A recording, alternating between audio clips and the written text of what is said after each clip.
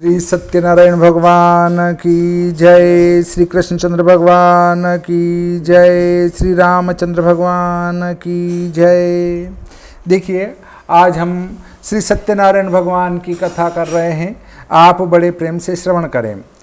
व्यास उवाच एकदा निमिषारण्ये ऋषय शोनकादयः प्रपच्छुर्मुनिः सर्वेषु तं पौराणिकं खलु।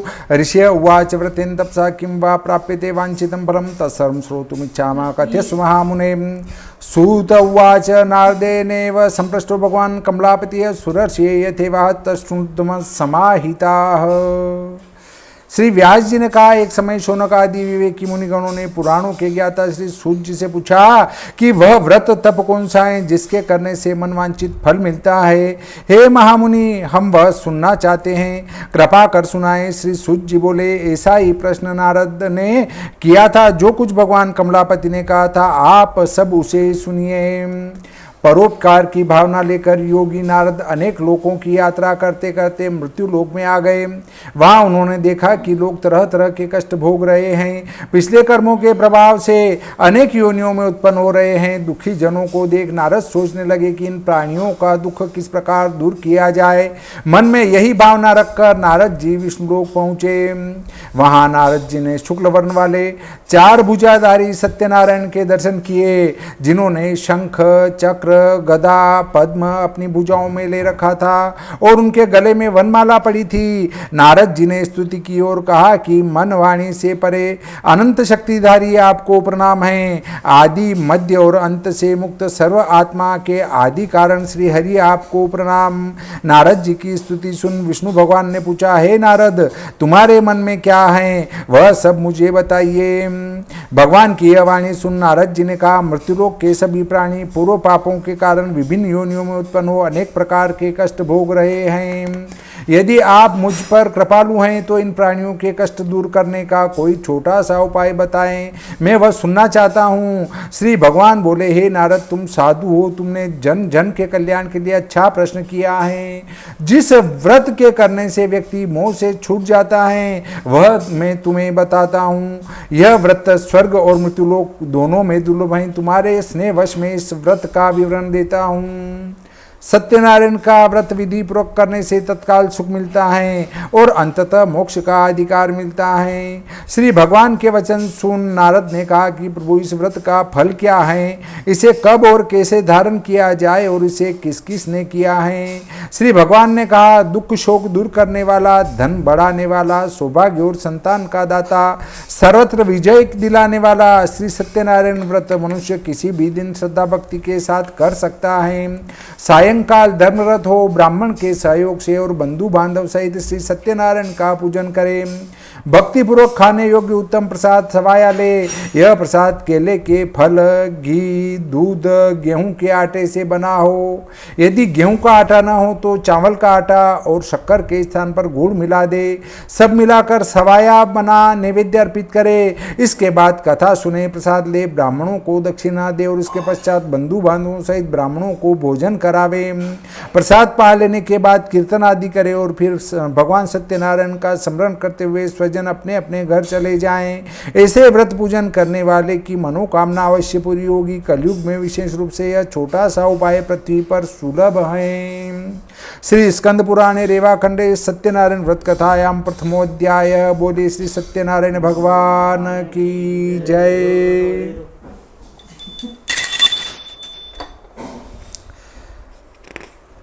श्री सत्यनारायण भगवान की जय। अब दूसरा अध्याय प्रारंभ होता है। सूत जी ने कहा, इस व्रत को पहले किसने किया, यह सुनाते हैं, आप लोग इसको सुनिए। बहुत रमणीय काशीपुरी में एक निर्धन ब्राह्मण रहता था। वह भूख प्यास से दुखित नित्य यहाँ वहाँ भटकता रहता था। इस ब्राह्मण को दुखी देख एक समय ब्राह्मण को चाहने वाले भगवान ने स्वयं एक बूढ़े ब्राह्मण का वेश धारण कर इस ब्राह्मण से आदर के साथ प्रश्न किया, हे विप्र, तुम सदा ही दुखी रह पृथ्वी पर क्यों भटकते रहते हो, मैं यह जानना चाहता हूँ। निर्धन ब्राह्मण ने उत्तर दिया कि वह अत्यंत निर्धन ब्राह्मण है और भिक्षा के लिए पृथ्वी पर भटकता है। अगर आप इस निर्धनता को मिटाने का उपाय जानते हो तो कृपया बताएं। बूढ़े ब्राह्मण ने कहा कि सत्यनारायण स्वरूप विष्णु मनचाहा फल देते हैं, अतः विप्र तुम उनका उत्तम व्रत पूजन करो। ऐसा व्रत पूजन करने से मनुष्यों के सब दुख दूर हो जाते हैं। सत्य व्रत का विधान ठीक तरह बताकर वृद्ध ब्राह्मण बनकर आए भगवान सत्यनारायण अंतर्ध्यान हो गए। निर्धन ब्राह्मण ने कहा कि वह बूढ़े ब्राह्मण द्वारा बताया व्रत करेगा। इसी विचार के कारण उसे रात्रि में नींद नहीं आई। दूसरे दिन वह यह संकल्प लेकर कि मैं श्री सत्यनारायण का व्रत करूंगा, भिक्षा मांगने निकला। उस दिन भिक्षा में निर्धन ब्राह्मण को बड़ी मात्रा में दान प्राप्त हुआ। इसी धन से ब्राह्मण ने अपने बंधु बांधव सहित श्री सत्यनारायण भगवान का व्रत किया। व्रत के प्रभाव से दुख से मुक्ति पाकर संपत्तिवान हो गया। तब से वह ब्राह्मण हर माह सत्यनारायण का व्रत करता रहा, सब पापों से मुक्त हो मोक्ष पद को प्राप्त हुआ। हे विप्रों, पृथ्वी पर जो कोई इस व्रत को करेगा उसके सभी दुख नष्ट होंगे। श्रीमन नारायण ने यही श्री नारद जी से कहा था। श्री सूत जी बोले, यह सब तो मैंने कहा, अब और क्या बोलूं। तब ऋषिगण बोले कि इस ब्राह्मण से सुनकर यह व्रत और किसने किया है, यह जानने की हमारी इच्छा है। सूत जी बोले, अच्छा ऋषियों, अन्य जिन लोगों ने यह व्रत किया उनके बारे में सुनो। यही ब्राह्मण पर्याप्त धन आ जाने के कारण एक बार सत्यनारायण का व्रत कर रहा था कि एक लकड़हारा आया। लकड़ी का बोझा बाहर रख प्यास मिटाने वह ब्राह्मण के घर में गया। उसने ब्राह्मण को व्रत करते देखा। ब्राह्मण को प्रणाम कर उस लकड़हारे ने पूछा कि हे प्रभु, आप क्या कर रहे हैं, इस पूजन का क्या फल है, विस्तार से कहें। ब्राह्मण ने उत्तर दिया कि मनवांचित सभी फलों को देने वाला यह सत्यनारायण का व्रत है, इन्हीं की कृपा से मेरा यह धन धान्य है। यह जान लकड़हारा बहुत प्रसन्न हुआ और प्रसाद ले जल पी लकड़ी बेचने शहर में चला गया। लकड़ी का बोझ सिर पर लेकर उसने विचार किया कि इन लकड़ियों को बेचने पर आज जो धन मिलेगा उससे वह सत्यनारायण का पूजन करेगा, वह सत्यनारायण का उत्तम व्रत करेगा। यह मन में विचार कर लकड़हारे ने लकड़ी का बोझ सिर पर धारण किया और निकल पड़ा। वह धनवान लोगों की बस्ती में गया जहां उसे अपनी लकड़ियों की दूनी कीमत मिली। तब वह प्रसन्न होकर पक्के केले के फल, शक्कर, घी, दूध और गेहूं का आटा सवाया बनवाकर अपने घर ले आया। वहां अपने भाई बंधुओं के साथ मिलकर विधि पूर्वक व्रत किया। व्रत के प्रभाव से पुत्रवान धनवान बना और इस लोक में सुख भोग कर अंत में सत्यनारायण के लोक में चला गया। श्री स्कंद पुराणे रेवा खंडे सत्यनारायण व्रत कथायाम द्वितीय अध्याय। बोले श्री सत्यनारायण भगवान की जय।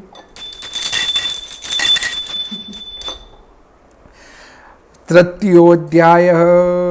सूत उवाच पुनरग्रे प्रोक्ष्यामि शृणुतं मुनिसत्तमाः। पुरा उल्कामुखो नाम नृपश्चासीन् महापतिः। जितेन्द्रियः सत्यवादी यो देवालयं प्रति दिने दिने धनं दत्त्वा द्विजान् सन्तोषयन् सुधीः। भार्या तस्य प्रमुग्धा च सरोजवदना सती भद्रशिला नदीतीरे सत्यव्रतमाचरत्। तस्मिन्नान्तरे तत्र साधुरेकः समागतः वाणिज्यार्थं बहुधनेरनेके परिपूरितः। सूत जी बोले, मुनियों, आगे की कथा सुनाते हैं, सभी उत्तम मुनि श्रवण करे। पूर्व समय में उल्कामुख नाम का बुद्धिमान राजा था। वह जितेंद्रिय एवं सत्यवादी था। वह नित्य देवालयों में जाता और दान दक्षिणा द्वारा ब्राह्मणों को संतुष्ट रखता था। उसकी कमल जैसे मुख वाली सती रानी थी। ये राजा रानी भद्रशिला नदी के तट पर सत्यनारायण का व्रत कर रहे थे। ऐसे समय में साधु नाम का एक वैश्य धनधान्य से भरी नाव ले वहां पहुंचा। वैश्य नाव को किनारे पर लगा सत्यव्रत कर रहे राजा को देखा। उस वैश्य ने विनयपूर्वक राजा से प्रश्न किया। साधु नामक वैश्य बोला, हे राजन, आप भक्ति के साथ क्या कर रहे हैं, मैं अब यह सुनना चाहता हूँ। राजा बोला, हे साधु नामक वैश्य, हम बंधु बांधव के साथ विष्णु भगवान समस्त तेजस्वी श्री सत्यनारायण का व्रत और पूजन पुत्रादि की प्राप्ति के लिए कर रहे हैं। राजा के वचन सुनकर साधु ने विनयपूर्वक कहा, आप इस व्रत के संबंध में सारा विधान मुझे भी कहिए, मैं भी यह व्रत करूंगा। देखिए, हम आज व्रत पूजा पाठ करते हैं परंतु विश्वास नहीं करते हैं, इससे भगवान फल नहीं देते हैं। यदि आपको विश्वास नहीं है तो किसी भी प्रकार से फल की प्राप्ति नहीं होती है। ऐसा ही एक आख्यान आता है कि एक आलसी व्यक्ति था, वो कुछ नहीं करता तो उसकी पत्नी रोज उसको भर्त्सना करती, अर्थात फटकार लगाती थी, तुम रोज सोए रहते हो। तब उसने देखा कि इससे दुखी हूँ, इसकी बजाय तो कहीं जाकर सो जाऊं। तो वो रोज जाता, एक कुएं के ऊपर बड़ी शिला पड़ी, वहां जाके रोज सो जाता। पहले दिन गया, उसने कहा साहब मैं आपके यहाँ नौकरी करना चाहता हूं।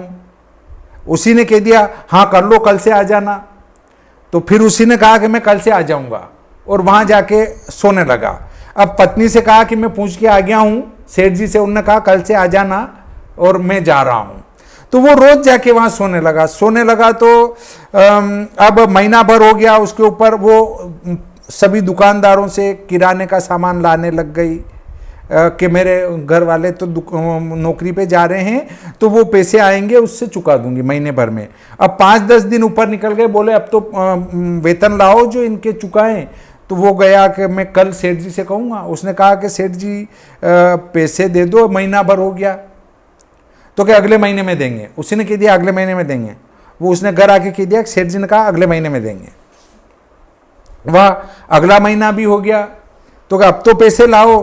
तो वो गया कि सेठ जी अब तो पैसे दे दो। उसी ने कहा कि अगले महीने में सब दे दूंगा। उसने कहा वाह ठीक है, अगले महीने में दे देना। वो फिर रोज ड्यूटी देता रहा, और अंत में तीसरे महीने में उसकी पत्नी पीछे पड़ गई कि अब तो इनको मैं क्या जवाब दूं, पैसे लाके दो। वो गया कि सेठ जी अब पैसे देने पड़ेंगे, मेरी पत्नी नहीं मान रही है।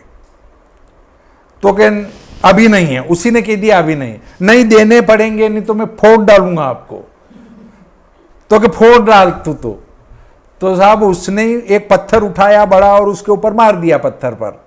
पत्थर पर मार दिया तो अंदर से हीरे जवाहरात निकले, वो पत्थर टूटा। और तो उसको विश्वास था कि मुझे ये वेतन देंगे, तो पत्थर ने उसको वेतन दे दिया।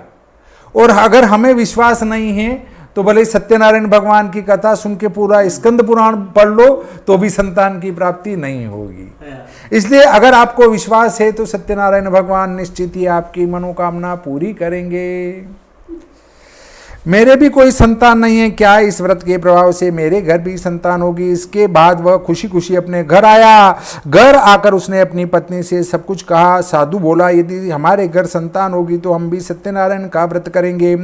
पतिव्रता स्त्री लीलावती सती पति सहित आनंदित हुई। सत्यनारायण के प्रसाद से संसार वासियों की तरह गर्भवती हुई। 10वें महीने में लीलावती ने एक कन्या को जन्म दिया। यह कन्या चंद्रमा की कला की तरह दिन दिन बढ़ने लगी। इस कन्या का नाम कलावती रखा गया। अब लीलावती ने अपने पति से मधुर वचन कहे, हे स्वामी आप पहले किए संकल्प के अनुसार सत्यनारायण व्रत क्यों नहीं करते? साधु नामक वेश्य बोला, प्रिय कन्या के विवाह के समय यह व्रत कर लेंगे। इतना कहकर वह वेश्य नगर को चला। इधर कलावती कन्या पिता के घर रहकर बड़ी होने लगी। एक दिन साधु नामक वेश्य ने अपनी कन्या को सहेलियों के साथ नगर में देखा। धर्म मर्यादा को जानने वाला साधु वेश्य ने तत्काल विचार कर कन्या के योग्य श्रेष्ठ वर खोजने हेतु दूत भेजे। वेश्य की आज्ञा पाकर दूत सुसंपन्न कांचन नगर गए। वहां से बड़ा गुणवान सुंदर वेश्य पुत्र कन्या के योग्य वर देखा और उसे ले आए। वेश्य पुत्र को देख साधु वेश्य अपने परिचित बंधु बांधव सहित संतुष्ट हुआ। अपनी कन्या का विधि पूर्वक विवाह उसी के साथ कर दिया। लेकिन दुर्भाग्य उस समय वह साधु नामक वेश्य सत्यनारायण व्रत को भूल गया। परिणाम स्वरूप श्री सत्यनारायण भगवान रुष्ट हो गए। कुछ समय बीता। अपने काम में होशियार धनिक वेश्य अपने जामाता को साथ ले शीघ्र व्यापार के लिए चल पड़ा। वह समुद्र के पास सुंदर रत्नसार नगर में गया। वहां जाकर वह धनवान वेश्य अपने जामाता के साथ व्यापार करने लगा। इस सुंदर नगर का राजा चंद्रकेतु था। उस समय सत्यनारायण प्रभु ने प्रतिज्ञा से भ्रष्ट होने वाले वेश्य को कठिन श्राप दिया कि वेश्य बहुत कष्ट को प्राप्त करे। एक दिन राजा की संपत्ति को चोर चुरा कर वहां ले आया। वेश्य और उसका दामाद ठहरे थे, मतलब जहां वेश्य और उसके दामाद ठहरे थे, वहां वो चोर सामान लेकर चला आया। राजा के दूतों को अपना पीछा करते देख चोर डर कर धन वहीं छोड़ अलोप हो गया। पीछे दौड़ते हुए राजा के दूतों ने राजा की संपत्ति को वहां देखा और दोनों वेश्यों को बंदी बनाकर राजा के पास ले गए। हर्षित होकर दूत राजा से बोले कि वे 2 चोर लाए हैं, आप उनके लिए आज्ञा दें। राजा की आज्ञा से शीघ्र ही उन्हें बंदी बनाकर बिना विचार किए जेल में डाल दिया। श्री सत्यनारायण की माया से वेश्यों की बात किसी ने नहीं सुनी। राजा चंद्रकेतु ने वेश्यों का सारा धन छीन लिया। श्रापवश वेश्य की पत्नी भी बहुत दुखी हो गई। घर की संपत्ति चोर ले गए। वेश्य की स्त्री शरीर से रुग्ण, मन में चिंता लिए भूख से दुखी, अन्न पाने के लिए घर घर भटकने लगी। इसी प्रकार कलावती कन्या भी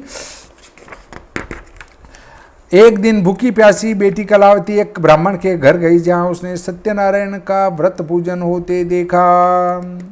देखिए, इसका भी एक बड़ा आख्यान आता है कि आपके ऊपर कोई विपत्ति आ रही है तो उसमें आपने निश्चित गलत किया है। अगर आपने पूर्व जन्म में अपनी पत्नी को कष्ट दिया है तो आपको पत्नी का कष्ट इस जन्म में मिलेगा। अगर आपने पूर्व जन्म में पति को कष्ट दिया है तो इस जन्म में पति आपको कष्ट देगा।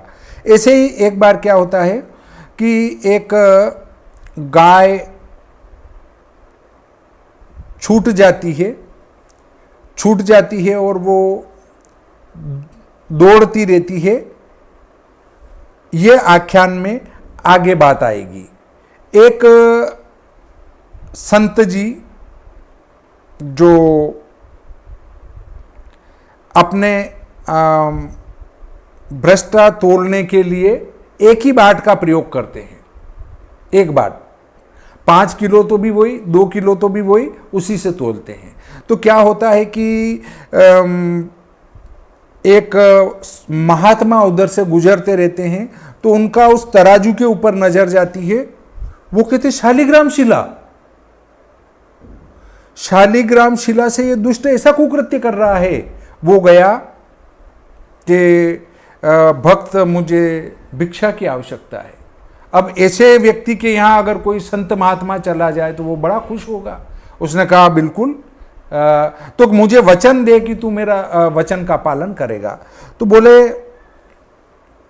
वचन देता हूं मैं, तो कि ये तेरा जो बाट है ये मेरे को दे दे तू। तो उसने कहा कि महाराज मैं क्या करूंगा?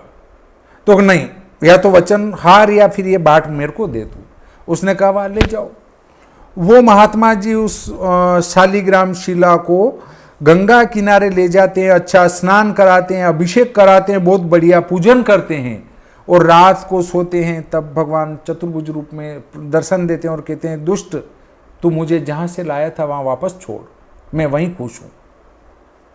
वो वापस गए महात्मा जी और उससे कहा ये तुम अपना बाट वापस संभालो। तो कह रहे नहीं, मैंने दान दे दिया, अब मैं कैसे लूं? तो कह नहीं, ये बाट तो तुमको लेना ही पड़ेगा। तो नहीं, फिर क्यों दे रहे हो? तो नहीं नहीं, ये बाट तो लेना ही पड़ेगा। तो पहले मुझे इसका रहस्य बताओ, फिर क्यों दे रहे हो?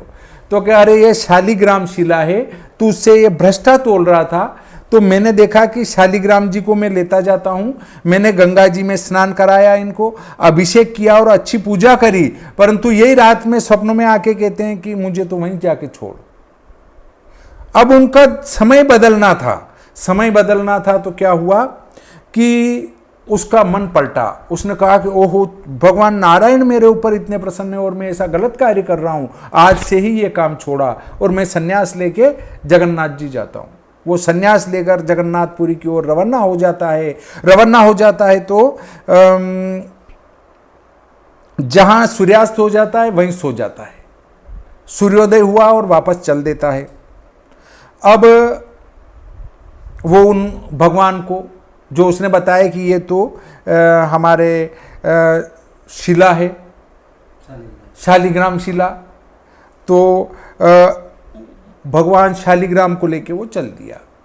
अब क्या हुआ कि वो जैसे ये बड़ी बिल्डिंग है, इसके सामने चबूतरी है, वहाँ बैठा है, सूर्यास्त हो गया है, तो ऊपर से एक महिला आती है और वो इशारा करती है महात्मा जी यहाँ आओ। महात्मा जी वहाँ जाते हैं, आओ भोजन कर लो। वो पलंग पे बिठाते हैं, उनके लिए वो भोजन लाती है और वो भी आके पलंग पर बैठ जाती है। तो महात्मा जी कुछ नहीं समझे, उनने जब हमारा उल्टा समय आता है तो सज्जन व्यक्ति भी दुर्जन हो जाता है और दुर्जन व्यक्ति भी सज्जन हो जाता है। तो उनके मुंह से निकला कि ओहो माता यहां क्यों बैठ रही हो, सेठ जी देखेंगे तो क्या कहेंगे। उसने कहा आपको सेठ जी का डर है? तो हाँ सेठ जी का डर तो है ही है। अब उनने ये ध्यान नहीं लगाया कि मुझे क्या बोलना है। शुरू को अभी सेठ जी को मैं करती हूं। नीचे गई, सेठ जी की गर्दन काटी कि ये लो सेठ जी। अब उसने कहा, महात्मा जी ने कहा कि ओहो माता ये क्या किया आपने, सेठ जी को मार डाला। अब हमारे उल्टे दिन आते हैं तो हमारी बोली गुम जाती है कि सेठ जी देखेंगे तो क्या कहेंगे, जबकि उसका कोई भाव गलत नहीं था। पर जब समय गलत आता है तो बोली का चक्कर पड़ जाता है। फिर क्या होता है कि फिर वो चिल्लाती है, दौड़ना मेरे पति को इस साधु ने मार डाला। से आके देखते हैं तो रंगे हाथ पकड़ लेते हैं पुलिस वाले, ले जाते हैं। अब राजा का न्याय ये होता है कि संत को मृत्युदंड नहीं दिया जा सकता है, इसलिए इसके हाथ पैर काट के डाल दो। उसके हाथ पैर काट डाले जाते हैं और बाहर डाल देते हैं। वाह साहब। अब कुछ समय बाद भगवान जगन्नाथ जी अपने पुजारियों को स्वप्न देते हैं कि फलाने नगर के बाहर एक चौरंगिया पड़ा है, उसको उठाकर यहाँ लेके आओ। वाह साहब। वहाँ से वो पालकी लेके आते हैं और पूछते हैं तो कहा अरे हाँ वो बाहर पड़ा है, उसको रोटी डाल देते हैं, खा लेता है वो। वहाँ गए कि अरे आपको हम पुरी ले जा रहे हैं जगन्नाथ जी के। तो कह रहे नहीं, एक बार एक वो सेठानी ने बुलाया था तो ये हालत हुई, अब तुम मेरे को ले जाओगे तो पता नहीं क्या करोगे। तो कह नहीं, अब वो बिना हाथ पैर वाला क्या करेगा। जबरदस्ती उसको स्नान कराया, अच्छे कपड़े पहनाए, म्याने में बिठाया और बिठा के और जगन्नाथपुरी मंदिर में ले गए। मंदिर में ले जाके उतार दिया और उतारने के बाद शाम को जब कपाट बंद होने लगे तो पुजारियों ने पूछा, क्योंकि जब भगवान ही खुद बुला रहे हैं तो उनको कौन कह सकता है। तो कि महात्मा जी अब आप बाहर निकलेंगे या अंदर रहेंगे, आपकी क्या इच्छा है। तो कि भाई मुझे अंदर ही रहने दो, कपाट बंद कर दो। अंदर ही कपाट बंद कर दिए। मध्य रात्रि में भगवान चतुर्भुज रूप में प्रकट हुए। उन्होंने कहा बोल भक्त क्या चाहता है। तो भगवान क्या चाहूंगा मैं, हाथ पैर कटा दिया, अब उसके बाद क्या चाहूंगा। तो तेरे को हाथ पैर दे दूं, तो मुझे हाथ पैर नहीं चाहिए। ये हालत क्यों हुई। तो उनने कहा कि मैं बताऊं कि तेरे को ज्ञान कराऊं। तो मैं बताऊंगा तुझे विश्वास नहीं होगा, मैं तेरे को पुराने जन्म के स्मरण दिला देता हूं।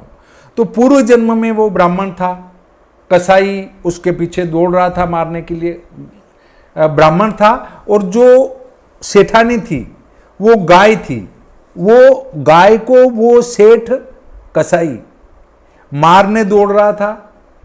तो ये पंडित जी जो थे, जो संत महाराज है चौरंगिया जी, इनसे कहा कि अरे पंडित जी गाय जा रही है, इसको रोकना।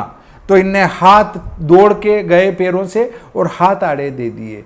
तो जिन पैरों से गए थे वो पैर कट गए, जो हाथ आड़े दिए थे गौ माता के वो हाथ कट गए और उस गौ माता को ले जाकर उस कसाई ने काट डाली। और गौ माता ने उस कसाई ने काटी तो वो गौ माता तो बनी सेठानी और वो सेठ कसाई बना सेठ। तो उसका गर्दन काटी थी, इसलिए उसने पुनः उसकी गर्दन काटी। इसलिए पूर्व जन्म कृत्य पापों का फल तो भुगतने से ही कटेगा, इसलिए भुगत लेना चाहिए खुशी खुशी। उसने वहां बैठकर कथा सुनी, प्रसाद लेकर रात्रि को अपने घर लौटी। घर जाने पर कलावती से उसकी माता ने प्रेमपूर्वक कहा कि बेटी रात में कहाँ रही, तेरे मन में क्या हैं? कलावती ने तत्काल माँ से कहा कि माता, ब्राह्मण के घर पर मनोकामना पूर्ण करने वाला व्रत होते देखा है। मैं वहीं थी। कन्या के वचन सुनकर वेश्य की पत्नी तत्काल सत्यनारायण का व्रत करने को तैयार हो गई। साध्वी लीलावती ने अपने बंधु बांधव के साथ व्रत किया और वर मांगा कि मेरे पति और दामाद घर लौट आए। लीलावती ने प्रार्थना की कि सत्यनारायण प्रभु उसके पति और दामाद के अपराध क्षमा करें। इस व्रत के प्रभाव रूप सत्यनारायण भगवान प्रसन्न हुए। राजा चंद्रकेतु को स्वप्न दिया कि वह सवेरे ही वेश्यों को मुक्त कर दें, छिना हुआ उनका धन लौटा दें। यदि ऐसा नहीं किया गया तो वे धन और पुत्रों सहित राजा के राज्य का नाश कर देंगे। इतना बताने के बाद श्री भगवान की स्वप्नवाणी मौन हो गई। प्रातःकाल राजा ने अपने स्वजनों एवं सभासदों को स्वप्न के संबंध में बताया और आदेश दिया कि बंदी वेश्यों को तत्काल छोड़ दिया जाए। राजा की आज्ञा पाकर राजा के सिपाही विनम्र भाव से दोनों वेश्य पुत्रों को बंधन के बिना राजा के समीप ले आए। दोनों वेश्यों ने चंद्रकेतु को नमस्कार किया। पिछली दशा के डर से व्याकुल वेश्य पुत्र कुछ नहीं बोले। राजा दोनों वेश्यों को देखकर आदर से बोला, जब आपका समय बदलता है तो जो बुरा था वो ही आगे चल के आपका काम करता है। आओ पधारो, आपका ये काम कर देता हूँ। समय समय का चक्कर है। एक समय वो ही है जो हमारे आड़े होके बैठा है और अगले टाइम में वही कहता है लो चलो साहब, आपका काम मैं कर रहा हूँ, आप तो कुछ भी मत करो। तो ये समय चक्र है। जब समय चक्र बदलता है तो अपने आप ही समीकरण बदलते जाते हैं। तो उनका दोनों सेठ और सेठ के पुत्रों का समय बदला तो राजा ने बुलाकर उनका सम्मान किया और जो धन लिया था वो भी उनको लौटा दिया। भाग्य ने आपको यह कष्ट दिया, आप डरने की बात नहीं है। इसके बाद वेश्यों की बेड़ियां कटवाकर उनकी हजामत बनवाई, तब वस्त्र गहने आदि से उन्हें पुरस्कृत किया तथा प्रसन्न किया। अपने शब्दों से भी उनका संतोष किया। जो धन वेश्यों का छिना था वह दुगुना कर लौटा दिया। राजा ने कहा, हे साधु वेश्य, तुम अब अपने घर जाओ। दोनों वेश्यों ने राजा को प्रणाम किया और कहा कि आपकी कृपा से हम अपने घर लौट जाएंगे। इस प्रकार दोनों वेश्य अपने घर के लिए चल पड़े। श्री स्कंद पुराणे रेवा खंडे श्री सत्यनारायण व्रत कथाएं हम तृतीयो अध्याय। बोलिए श्री सत्यनारायण भगवान की जय। चतुर्थो अध्याय। सूत जी बोले, साधु नामक वेश्य मंगल स्मरण कर ब्राह्मणों को दान दक्षिणा दे अपने घर की ओर चला। अभी कुछ दूरी साधु चला था कि भगवान सत्यनारायण ने साधु वेश्य की मनोवृत्ति जानने के उद्देश्य से दंडी का वेश धर वेश्य से प्रश्न किया कि उसकी नाव में क्या है। संपत्ति में मस्त साधु ने हंसकर कहा कि हे दंडी स्वामी, क्या तुम्हें मुद्रा रुपये चाहिए? मेरी नाव में तो लता पत्र ही हैं। ऐसे निठुर वचन सुन श्री सत्यनारायण भगवान बोले कि तुम्हारा कहा सच हो। इतना कहा दंडी वेश्य के पास से कुछ दूर हो गए और समुद्र के ही किनारे बैठ गए। दंडी स्वामी के चले जाने पर साधु वेश्य ने देखा कि नाव हल्की और उड़ती हुई चल रही है। वह बहुत चकित हुआ। उसने नाव में लता पत्र ही देखे तो मूर्छित हो पृथ्वी पर गिर पड़ा। होश आने पर वह चिंता करने लगा। तब उसके दामाद ने कहा, ऐसे शोक क्यों करते हो? यह दंडी स्वामी का श्राप है। वह दंडी सर्वसमर्थ हैं, इसमें संशय नहीं। उनकी शरण में जाने से मनवांछित फल मिलेगा। दामाद का कहना मान वेश्य दंडी स्वामी के पास गया। दंडी स्वामी को प्रणाम कर सादर बोला, जो कुछ मैंने आपसे कहा था उसे क्षमा कर दें। बार बार नमन कर महाशोक से व्याकुल हो गया। वेश्य को रोते देख दंडी स्वामी ने कहा, मत रो, सुनो, तुम मेरी पूजा को भूलते हो। एक बुद्धि वाले, मेरी आज्ञा से तुम्हें बारंबार दुख हुआ है। वेश्य स्तुति करने लगा। साधु बोला, प्रभु, आपकी माया से ब्रह्मादि भी मोहित हुए, वे भी आपके अद्भुत रूप गुणों को नहीं जानते हैं। हे प्रभु, मुझ पर प्रसन्न हो। मैं माया से भ्रमित मूढ़ आपको कैसे पहचान सकता हूँ? कृपया प्रसन्न हो। मैं अपने सामर्थ्य से आपका पूजन करूँगा। धन जैसा पहले था वैसा कर दें। मैं शरण में हूँ, रक्षा की जाए। भक्ति युक्त वाक्यों को सुन जनार्दन संतुष्ट हुए। वेश्य को उसका मन चाहा वर देकर भगवान अंतर्ध्यान हुए। तब वेश्य नाव पर आया और उसे धन से भरा देखा। सत्यनारायण की कृपा से मेरी मनोकामना पूर्ण हुई है। यह कहकर साधु वेश्य ने अपने सभी साथियों के साथ श्री सत्यनारायण भगवान की विधि पूर्वक पूजा की। भगवान सत्यदेव की कृपा से कृपा प्राप्त कर साधु बहुत प्रसन्न हुआ। नाव चलने योग्य बना अपने देश की ओर चल पड़ा। अपने गृह नगर के निकट अपने दामाद से बोला, देखो वह मेरी रत्नपुरी हैं। धन के रक्षक दूत को नगर भेजा। दूत नगर में साधु वेश्य की स्त्री से हाथ जोड़कर उचित वाक्य बोला। वेश्य दामाद के साथ तथा बहुत सा धन ले संगी साथी के साथ नगर के निकट आ गए हैं।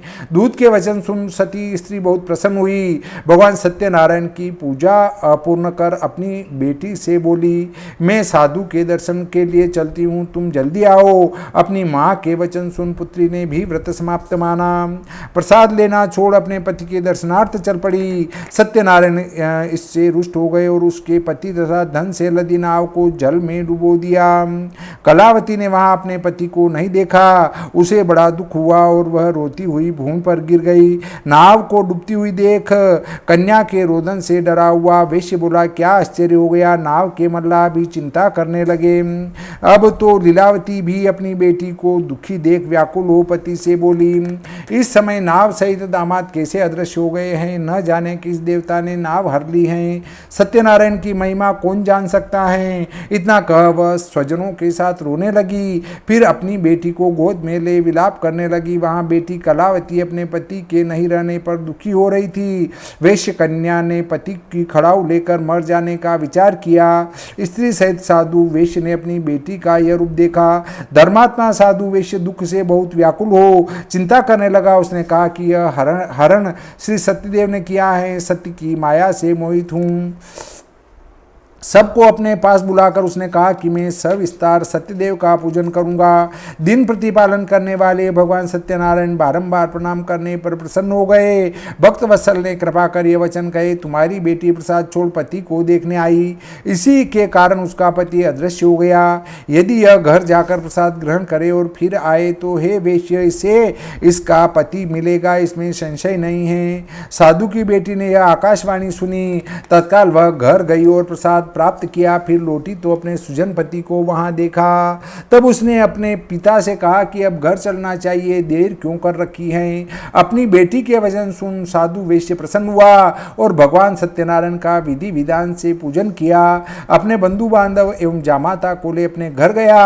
पूर्णिमा और संक्रांति को सत्यनारायण का पूजन करता रहा। अपने जीवन काल में सुख भोगता रहा और अंत में श्री सत्यनारायण के वैकुंठ लोक को चला गया, जो अवैष्णवों को प्राप्य नहीं और जहाँ माया कृत सद सत रज तम तीनों गुणों का प्रभाव नहीं है।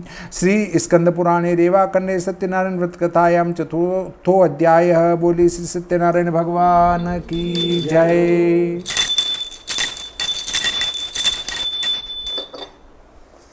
सूत उवाच थान्यश्च प्रोक्ष्यामि शृणुतं मुनिस्तत्मा आसीत् तुंगध्वजो राजा प्रजापालन तत्परः प्रसादं सत्यदेवस्य त्यक्त्वा दुःखमुवापसः एकदा स वनं गत्वा वहत्वा बहुविधान् पशून् आगत्य वटमूलं च दृष्ट्वा सत्यस्य भोजनं गोपा कुर्वन्ति सन्तुष्टा भक्तियुक्ता स बान्धवाः। राजा दृष्ट्वा तु दर्पेण न गत्वा न नामामः स ततो गोपगणाः सर्वे प्रसादं नृपसन्निधौ। सूत जी ने कहा, हे मुनिगणों सुनो, आगे की कथा कहते हैं। तुंगध्वज नामक एक राजा अपनी प्रजा के पालन में तत्पर था। भगवान सत्यनारायण का प्रसाद न लेने से उसे भी दुख हुआ। एक दिन राजा ने वन में जा बहुत प्रकार के पशुओं का वध किया। उसने वट वृक्ष की छाया में सत्यनारायण का पूजन होते देखा। बहुत संतोषपूर्वक तथा भक्ति के साथ बंधु बांधव को लिए गोप ग्वाल सत्यनारायण का पूजन कर रहे थे। राजा गर्व के वश न तो पूजन स्थल के पास गया और न ही सत्यनारायण को नमन किया। फिर भी गोप ग्वाले प्रसाद लेकर राजा के पास आए। प्रसाद राजा के समीप रख पूजा स्थल पर लौट गए और प्रसाद ग्रहण किया। राजा ने प्रसाद वहीं छोड़ दिया और दुख भोगा। उसके 100 पुत्र धन धान्य सभी नष्ट हो गए। तब उसको निश्चित रूप से बोध हुआ कि श्री सत्यनारायण ने ही उसका सर्वस्व नष्ट किया है। अतः जहाँ सत्यदेव का पूजन हो रहा था राजा वहीं जाए। यही विचार कर राजा ग्वाल बालों के पास गया। राजा ने ग्वालों के साथ विधि विधान से और भक्तिपूर्वक सत्यनारायण का पूजन किया। सत्यनारायण की कृपा से पुनः धन पुत्र वाला बन गया। इस जीवन में सुख भोग कर अंत में सत्यनारायण के लोक में चला गया।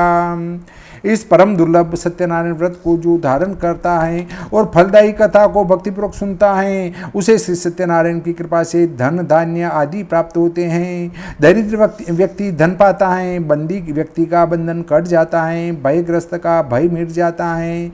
यह निसंदेह सत्य है। व्यक्ति मनवांचित फल भोग कर अंत में सत्यलोक को पाता है। हे विप्रो, मैंने यह सत्यनारायण व्रत की कथा कही, इसके कारण मनुष्य सभी प्रकार के दुखों से छूट जाता है। कलयुग में सत्यनारायण की पूजा विशेष रूप से फलदायी है। सत्यनारायण को कोई काल, कोई ईश्वर और कोई सत्यदेव कहेंगे। कोई सत्यदेव तो कोई सत्यनारायण कहेंगे। अनेक रूपधर ये मंचा फल देने वाले हैं। कलयुग में सत्यव्रत रूपी सनातन सत्यनारायण ही होंगे। सभी को मनवांचित फल देने के लिए भगवान विष्णु ने सत्यनारायण का रूप धारण कर लिया है। हे मुनिगण, जो इस कथा का नित्य पाठ करेंगे अथवा सुनेंगे, श्री सत्यनारायण की कृपा से उनके समस्त पाप नष्ट हो जाएंगे। सूत जी बोले, हे मुनीश्वरों, उन्होंने जिन्होंने सत्यनारायण का व्रत पहले किया था, उनके बाद के जन्म की कथा सुनाते हैं। महान बुद्धिमान शतानंद ब्राह्मण सुदामा हुआ और श्री कृष्ण की आराधना कर मोक्ष को प्राप्त हुआ। लकड़ी बेचने वाला लकड़हारा बिलगुराज बना, वह श्री रामचंद्र की सेवा कर मोक्ष पद का अधिकारी बना। राजा उल्का मुख महाराजा दशरथ हुए और श्री रंगनाथ की पूजा कर वैकुंठवासी बने। धार्मिक साधु नामक वैश्य सत्यव्रतधारी मोरध्वज राजा बना। आधा शरीर आरे से चीर कर दान करने से मोक्ष को प्राप्त हुआ। राजा तुंगध्वज स्वयंभू मनु हुए, सभी को वैष्णव पद पर लगा, भागवत बना, श्री वैकुंठ लोक को गए। श्री स्कंद पुराणे रेवा खंडे श्री सत्यनारायण व्रत कथायाम पंचमो अध्याय। बोलिए श्री सत्यनारायण भगवान की जय।